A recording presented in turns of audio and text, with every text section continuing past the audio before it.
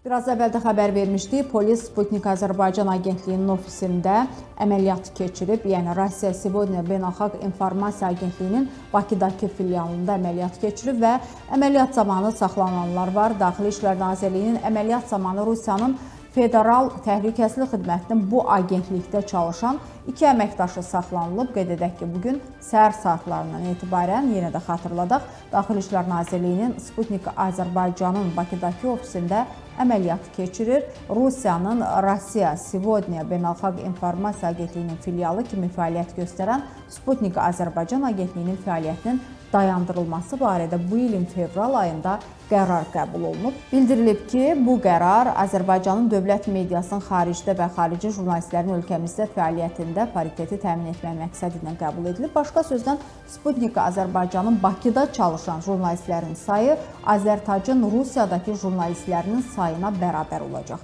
Lakin Sputnik Azərbaycan redaksiyası bu qərara əməl eləməyib, ötən müddət ərzində ofis və kollektiv fəaliyyətini dayandırmayıb.